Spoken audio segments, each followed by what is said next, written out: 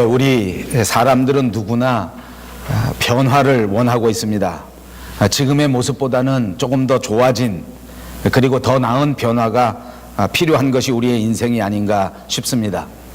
누구든지 이렇게 좋게 변화되려고 하는 그런 마음, 그런 갈망이 얼마나 큰지 몇 년 전 한국에서 사랑의 전화라고 하는 단체에서 실시한 설문조사 결과를 보면 확실히 알 수 있습니다.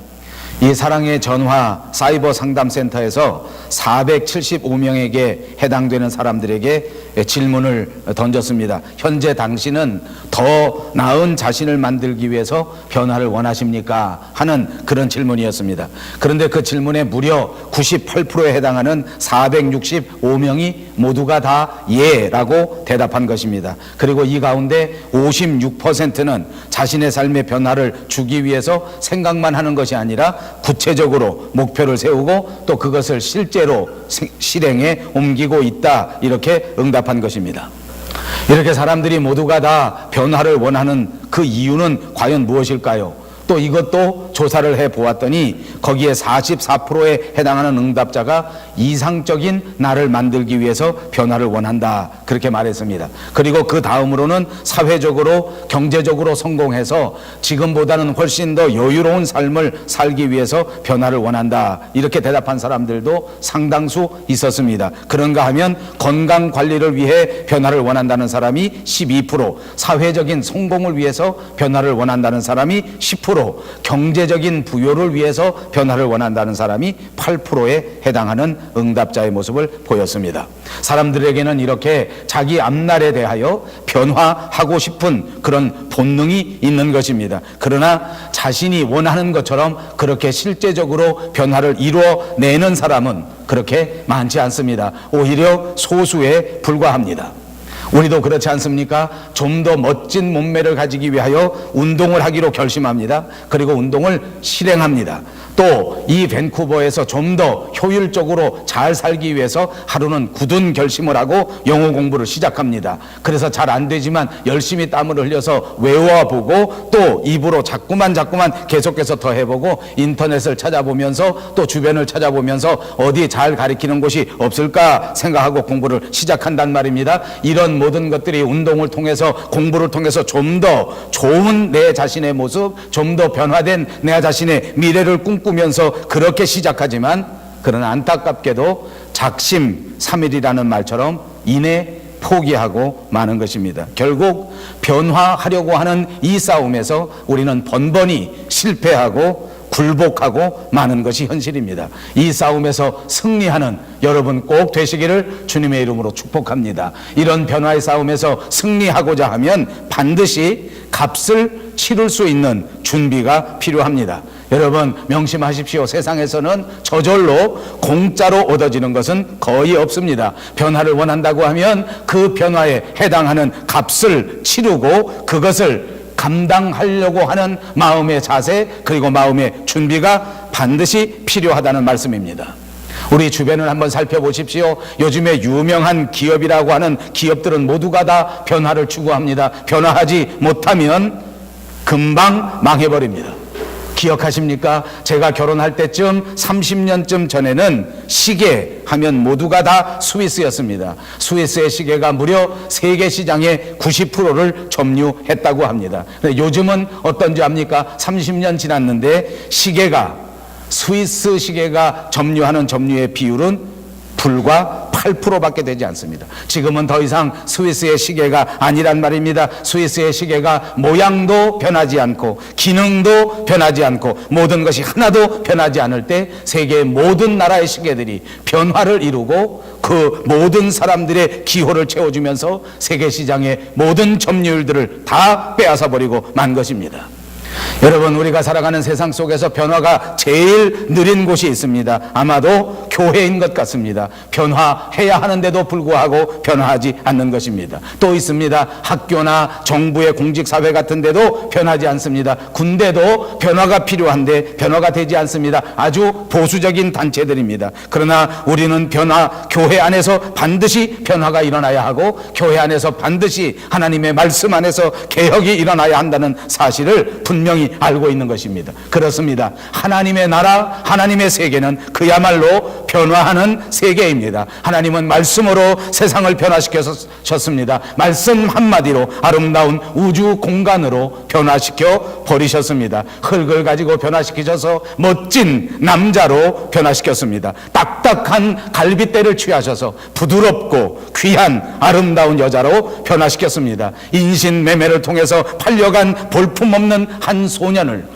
이방 나라의 총리 대신에 오르기까지 변화시킨 분이 바로 하나님이십니다. 양치는 목동에서 변화시켜 민족을 일으키고 민족을 다스리는 위대한 임금으로 변화시키셨습니다. 무식한 어부들을 선택하셔서 그들을 변화시키셔서 유능한 하나님의 제자로 삼으셨습니다. 나면서부터 안진뱅이였던 사람을 변화시키셔서 일어나 걷고 뛰게 하셨습니다. 장님을 변화시키셔서 보게 하셨고, 장녀가 변하여 새 사람 되고, 죽은 자가 변하여 살아나는 위대한 기적이 하나님의 말씀 안에 이루어지고 있다는 말입니다. 오늘 본문에서는 물이 변하여 포도주가 되는 사건을 기록하고 있습니다. 사랑하는 여러분, 오늘 우리의 인생도 물이 변하여 포도주가 되는 것처럼 하나님의 말씀 안에서 완전한 변화의 축복을 체험하시기를 주님의 이름으로 축복합니다. 오늘 본문에서 예수님께서는 가나의 혼인집에 가셨습니다. 그리고 그 혼인집에서 물을 변화시키셔서 포도주로 만드신 것입니다. 물을 포도주로 만드신 이유가 무엇입니까? 바로 변화입니다. 기적입니다.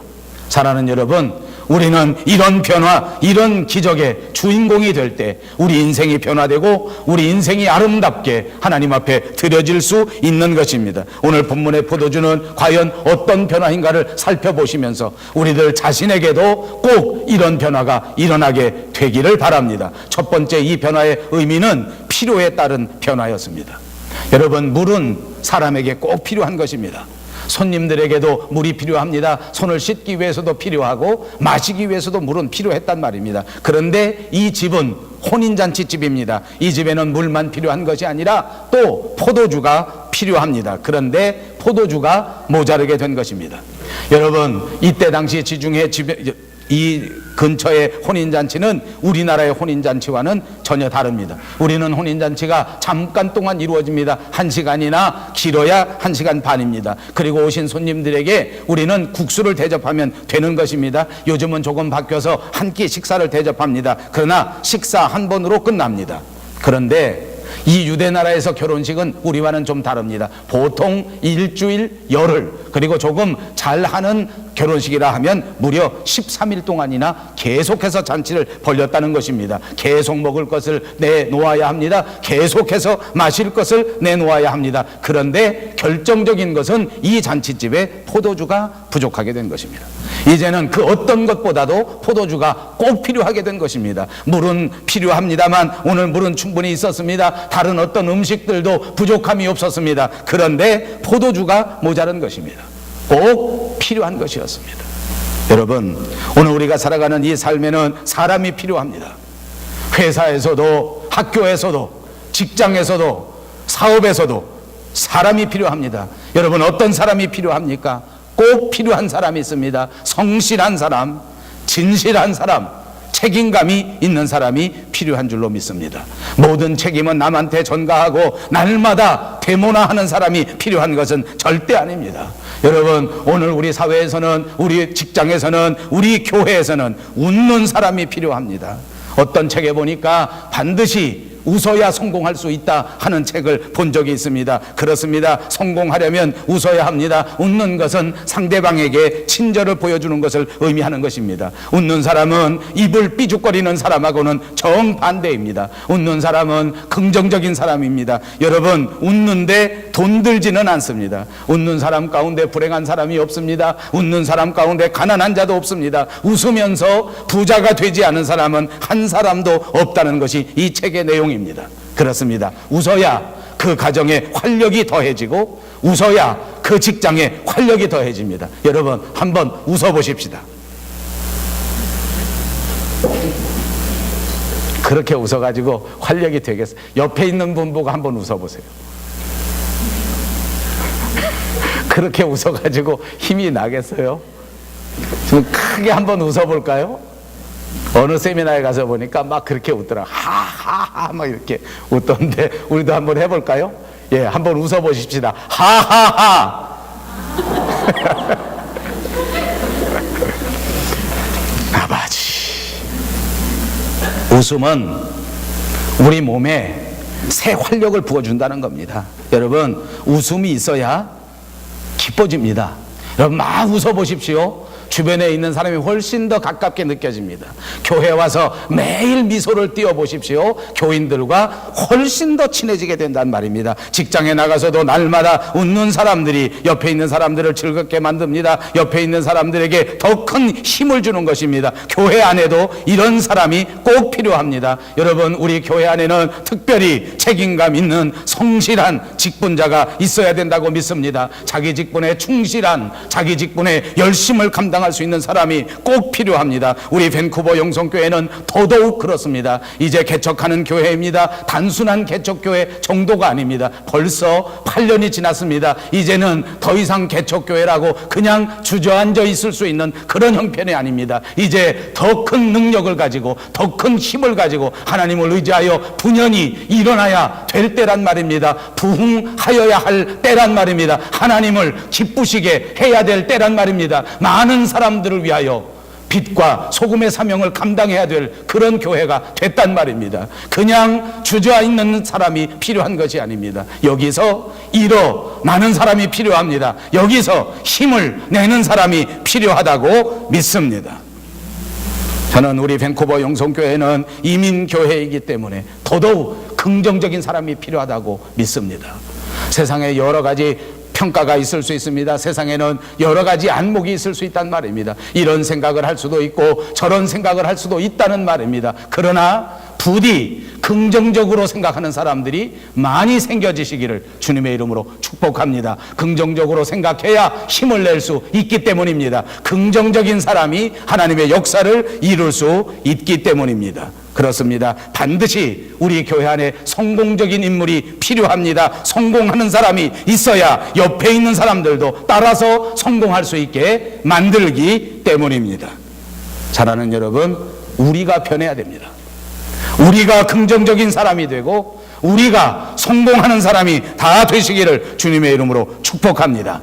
그냥 가만히 앉아있는 사람 되지 마시고 반드시 꼭 필요한 사람이 되시기를 바랍니다. 많은 사람이 변화를 원하고 있습니다. 기쁨을 주는 사람으로 변화되어야 합니다. 물은 아무리 마셔도 물입니다. 포도주는 어떤지 압니까? 마시면 마실수록 달라집니다. 점점 취하게 되는 것입니다. 취하게 되면 기분이 달라집니다. 취하게 되면 행동이 달라지는 것입니다. 그래서 성령 충만한 초대교회 교인들을 바라보고 모든 사람들이 말하기를 저들이 새 술에 취했다고 말한 것입니다. 그냥 왔다 갔다 하지 않았기 때문입니다. 그냥 가만히 앉아있지 않았기 때문입니다. 무엇인가 새 힘을 갖고 무엇인가 생동하면서 열심으로 맡은 사명을 감당하는 사람들이었기 때문에 그들을 가리켜 술 취한 사람이라고, 포도주 먹고 취한 사람이라고 말한 것입니다. 그렇습니다. 잔치집에는 술이 필요합니다. 왜냐하면 이 술이 잔치집을 잔치집답게 만들기 때문입니다. 많은 사람들이 그렇게 말합니다. 잔치집에 술이 없으면 그것이 더 이상 잔치집이 아니라는 말입니다. 술을 먹어야 사람들이 기분이 좋아지고 술을 먹어야 기쁨이 생기고 술을 먹어야 진짜 잔치집처럼 되기 때문입니다. 여러분, 기쁨을 줄 수 있는 사람이 되어야 된다. 오늘 우리가 꼭 필요한 것은 기쁨을 나누어 줄 수 있는 사람이 꼭 되시기를 바랍니다. 어떤 사람이 기쁨을 나누어 주는 사람입니까? 자기 자신의 마음에 기쁨이 있어야 다른 사람에게 기쁨을 나누어 줄 수 있는 것입니다. 내 마음 속에 사랑이 있어야 남에게 사랑을 나누어 줄 수 있는 것입니다.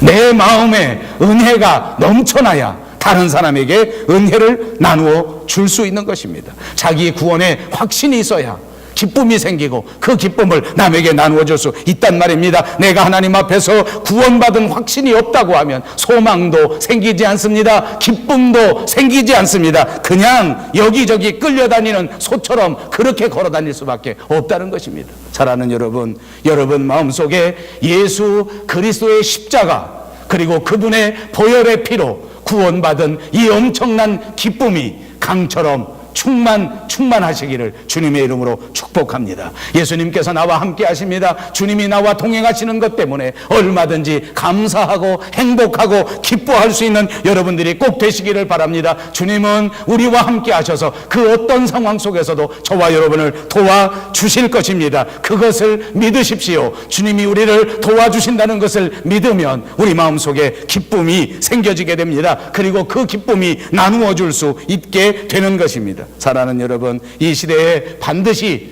이 포도주처럼 모든 사람을 기쁘게 할 수 있는 여러분 꼭 되시기를 바랍니다. 가정에서 남편을 기쁘게 하는 사람이 되시기를 축복합니다. 자녀들은 모두가 부모에게 즐거움을 주는 자녀들이 되시기를 축복합니다. 남편들도 아내들에게 기쁨을 주는 남편들이 되시기를 축복합니다. 성도들도 다른 성도들에게 기쁨을 주는 성도들이 꼭 되시기를 바랍니다. 사랑하는 성도들 모두가 목회자들에게 기쁨을 줄 수 있는 성도들이 꼭 되시기를 바랍니다. 이것이 오늘 우리에게 꼭 필요한 변화인 줄로 믿습니다. 교회도 그렇습니다. 사회에 기쁨을 주어야 합니다. 오늘 우리 교회의 형편은 어떻습니까? 우리는 너무나 큰 실망을 주고 있습니다. 온 교회가 세상을 향하여 기쁨을 주어야 되는데도 불구하고 교회가 세상에 불신을 주고 교회가 세상에 걱정을 끼치고 교회가 세상에 실망을 주고 있단 말입니다. 어떻게 하면 우리가 다시 변하여 기쁨을 줄 수 있는 것입니까? 뭐니 해도 사랑입니다. 사랑이 기쁨을 주는 줄로 믿습니다. 여러분, 사랑 한번 생각해 보십시오. 생각만 해도 기분이 좋습니다. 사랑합니다. 말만 들어도 기분이 좋습니다. 요즘 사랑을 잊어버린 시대입니다. 제자가 스승을 사랑하지 않습니다. 스승도 제자를 사랑할 줄 모릅니다. 성도가 교회를 사랑하지 않습니다. 사랑하는 법을 다시 배워야 됩니다. 이것이 우리에게 꼭 필요한 최고의 공부인 줄로 믿습니다. 자꾸 사랑해야 됩니다. 사랑하면 할수록 자신도 기뻐지고 사랑하면 할수록 다른 사람들도 기쁨을 얻게 되는 것입니다. 오늘 저와 여러분에게 꼭 필요한 변화인 줄로 믿습니다. 또 있습니다. 기쁨을 주려고 하면 위로와 격려를 주는 사람이 되어야 합니다. 지금은 희망을 잃어버린 시대입니다. 어두운 시대란 말입니다. 우리 현대인들의 공통점이 있다고 하면 모두가 다 지쳐 있는 것입니다. 누구나 다 힘듭니다. 누구나 다 바쁩니다. 누구나 다 피곤합니다. 이런 사람들에게 있어서 꼭 필요한 약이 있다고 하면 그것은 위로와 격려인 줄로 믿습니다. 위로하십시오. 격려하십시오. 격려는 힘을 북돋아 주는 것입니다. 그러므로 교회는 반드시 격려하는 공동체가 되어야 될 줄로 믿습니다. 그리스도인들은 누구든지 격려하고 위로하는 사람이 되어야 한단 말입니다. 여러분의 주위를 한번 살펴보십시오. 내 격려가 필요한 사람이 없는가? 내 위로가 필요한 사람이 있지 않는가? 하나님이 나를 통하여 격려하고자 하는 사람이 내 주변에 있지 않는가? 한번 살펴보시란 말입니다. 이것은 우리에게 가장 중요한 사역입니다. 꼭 감당해야 될 우리의 사명입니다. 아무것도 없어도 격려는 줄 수 있기 때문입니다. 돈이 없어도 위로는 줄 수 있기 때문입니다. 우리 모두가 그리스도인들이라면 우리 주변에 있는 사람들에게 격려와 위로를 줄 수 있습니다. 성경은 언제나 우리에게 말합니다. 너희가 서로 격려하라. 우리가 서로 격려하기를 힘쓴다면 세상은 변화될 것입니다. 교회는 새로워질 것입니다. 많은 사람들이 용기를 다시 얻게 됩니다. 많은 사람들이 위로와 격려를 통하여 행복해질 줄로 믿습니다. 많은 사람들이 성장합니다. 믿음 안에서 세워집니다. 사탄은 끊임없이 우리를 넘어뜨리려고 하고 사탄은 끊임없이 우리를 주저앉게 만들지만 격려와 위로는 우리를 다시 한번 일어나게 하고 다시 한번 기쁨으로 넘쳐나게 하고 다시 한번 우리를 행복하게 만들 줄로 믿습니다. 그러므로 사랑하는 여러분, 반드시 위로자, 격려자가 꼭 되시기를 주님의 이름으로 축복합니다. 두 번째 변화가 있습니다. 그것은 바로 근본적인 변화입니다. 변화는 헌 것이 새 것으로 변했다는 말이 아닙니다. 요즘 변화하는 것을 보십시오. 다 외형적인 변화입니다. 겉만 변하는 것입니다. 요즘 지난 주간에 보니까 우리 장로님이 휴대폰을 가졌는데 그 휴대폰에 한글이 잘 되지 않아서 몇 번씩 여러 번 수고를 했지만 잘 안 됐습니다.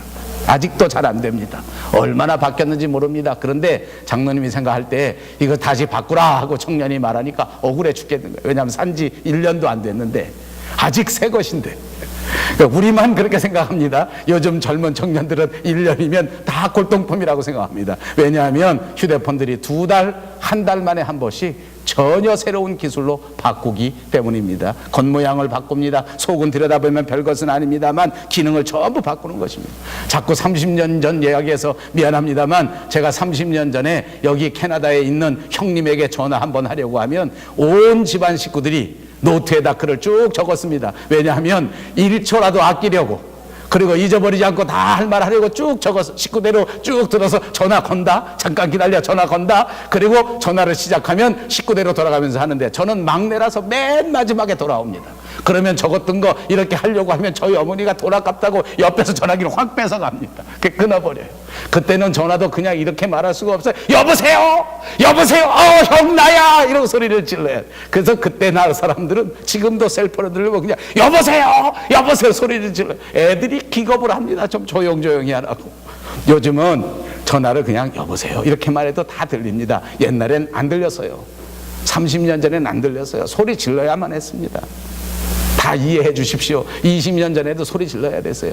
국제전화는 우리끼리만 통하는 게 아니에요. 중간에 또 그 해주는 그 뭐라 그래요? 교환원이 있어요. 그 사람이 다 들어요.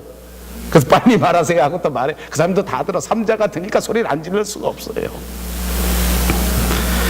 여러분, 다 세상이 변하는 거예요. 요즘은 뭐 핸드폰 가지고 별걸 다 해요. 화상으로 얼굴을 보고 전화를 하질 않나. 핸드폰 안에 내비게이션이 들었어요. 내비게이션이 다 핸드폰에서 그냥 나옵니다. 핸드폰 가지고 별걸 다 인터넷에다 네이버 지식인에다 물어보면 대답을 척척척척 해줘요. 얼마나 달라졌는지 모릅니다. 점점 새 것으로 변화시키려고 하는 것이 시대입니다. 남들 다 이렇게 하는데 나는 안 하면 안 된다. 그래서 변화의 대세를 따라가려고 변화합니다. 진짜 중요한 것은 겉모습이 변하는 것이 아닙니다. 주님이 우리에게 원하시는 것은 근본적인 변화라고 말입니다. 여러분, 예수님께서 물이 변하여 포도주가 되게 하셨는데 그 물은 사실은 손님들이 손 씻고 들어가는 물이었습니다. 그 물을 적당히 정수해가지고 다시 상 위에 올려놓은 것이 아닙니다. 그 물을 적당히 변화시켜서 어떻게 갖다 놓은 것이 아닙니다. 물을 완전히 변화시키셔서 포도주로 만드셔서 그리고 그 포도주를 잔치상에 올려놓으신 것입니다. 물과 포도주는 전혀 다릅니다. 색깔도 다르고 기능도 다르고 완전히 근본적인 변화라 그 말입니다. 그러므로 하나님이 우리에게 원하시는 것은 완전히 우리의 생각이 변화되는 것을 원하시는 줄로 믿습니다. 겉모양만, 형식만 달라지는 게 아니에요. 내용이 완전히 달라져야 되는 거예요.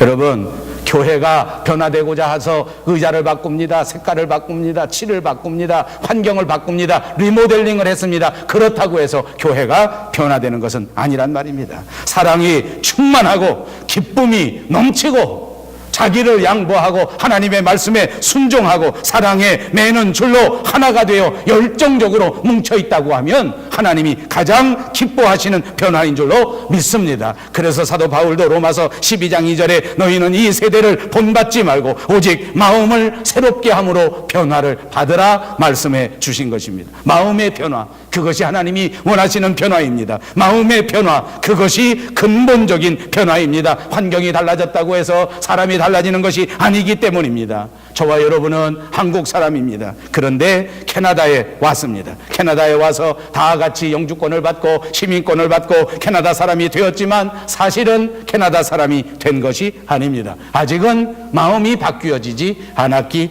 때문입니다. 이건 변화입니다. 마음이 완전히 바뀌어지지 않으면 여전히 우리는 한국 사람입니다.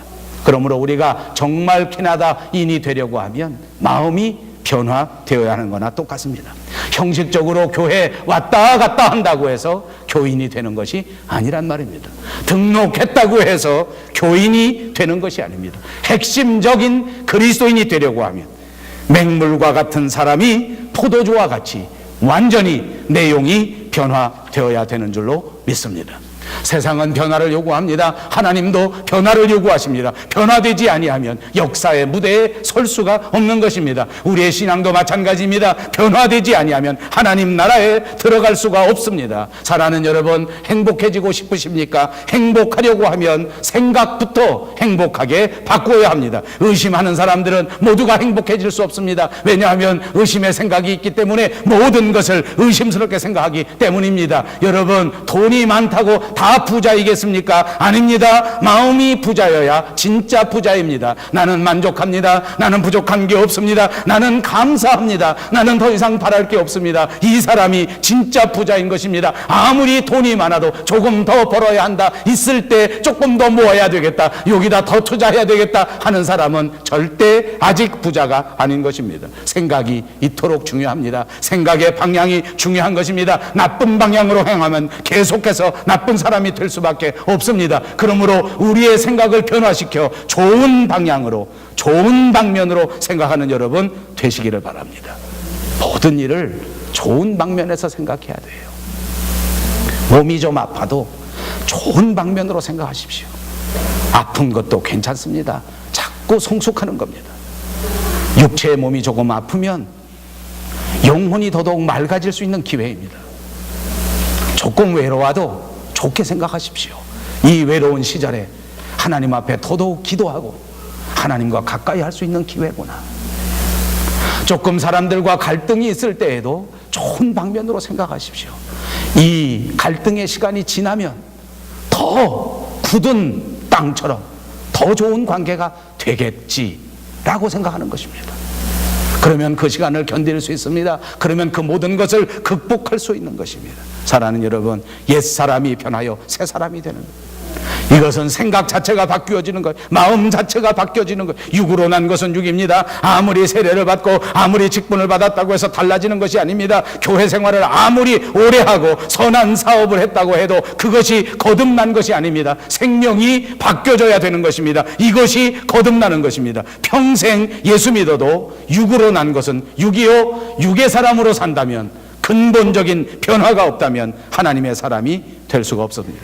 지난날에는 내가 내 인생의 주인이었지만 이제는 내 속에 주인이 바뀌었습니다. 예수 그리스도가 주인이십니다. 이제 더 이상 내 마음대로 해서는 안 됩니다. 이제는 내 기분대로 해서는 안 됩니다. 이제는 내가 시키는 대로 하면 안 됩니다. 하나님의 말씀이 시키는 대로, 하나님의 주인이 하라는 대로 실천해야 된단 말입니다. 이렇게 하나님의 말씀에 순종하십시오. 그러면 세상의 모든 염려와 모든 걱정이 사라지게 됩니다. 왜냐하면 주인 되신 하나님께서 우리의 인생을 주장해 가시기 때문입니다. 여러분, 이런 거듭남이 없다면, 이런 마음의 변화가 없다면 우리의 믿음이 잘못된 것입니다. 이렇게 변화되지 아니하고는, 거듭나지 아니하고는 하나님 나라에 들어갈 수 없다고 했습니다. 하나님의 나라는 영의 나라입니다. 거듭나지 않으면 아무리 교회를 다녀도, 아무리 등록을 해도 생명이 없는 신앙인이요 하나님 나라에 들어가지 못합니다. 우리 카나다 사람들에게 가장 확실한 것이 있다고 합니다. 하나는 카나다 사람 모두가 죽는다는 것입니다. 또 있답니다. 카나다 사람 모두가 무지막지한 세금을 내는 것이랍니다. 마지막 세 번째 캐나다 사람에게 특징이 변하는 것이랍니다. 변합니다. 20년 전 제 모습 사진에 보니까 오늘 아침 나올 때 얼마나 힘이 빠지는지요. 20년 전에는 제 머리카락이 지금보다 훨씬 더 많았습니다. 20년 전에 보니까 제가 배가 하나도 안 나왔더라고요. 사진이 얼마나 날씬한지. 다시 돌아가고 싶어요. 다 변합니다. 세상이 변하고 인생이 변하고 교회도 변했습니다. 내가 원하던 원치 아니하던 주변은 다 변합니다. 아날로그 시대에서 디지털 시계로 바뀌었습니다. 변화하는 세상에서 변하지 아니하면 그만큼 어려움을 겪을 수밖에 없습니다. 변화에 적응하고 본질적으로 변화해서 하나님이 원하시는 진정한 포도주와 같은 그리스도인들이 되어야 합니다. 오늘 우리에게 필요가 무엇입니까? 오늘 우리에게 무엇이 필요합니까? 진짜 믿음이 필요합니다. 사랑하는 여러분, 이 밴쿠버에서 하나님을 기쁘시게 하려면 우리에게 무엇이 필요합니까? 경험, 돈, 동업자, 아닙니다. 믿음이 필요합니다. 하나님을 향한 믿음을 회복시키시기를 바랍니다. 그냥 변해서 되는 것이 아닙니다. 근본적으로 변화하는 것입니다. 그리고 이제 내가 변화의 주역이 돼서 내 가정을 변화시키고 내 교회를 변화시키고 이곳 밴쿠버를 변화시키는 위대한 하나님의 사람들이 다 되시기를 주님의 이름으로 축복합니다. 기도하겠습니다. 자비하신 우리 하나님 참 감사합니다. 오늘 저희들에게 말씀 충만, 은혜 충만, 성령 충만 주시어서 맹물 같은 신앙임이 아니라 포도주와 같은 인생으로 변화되게 하여 주시옵소서. 예수님의 이름으로 간절히 기도하옵나이다. 아멘.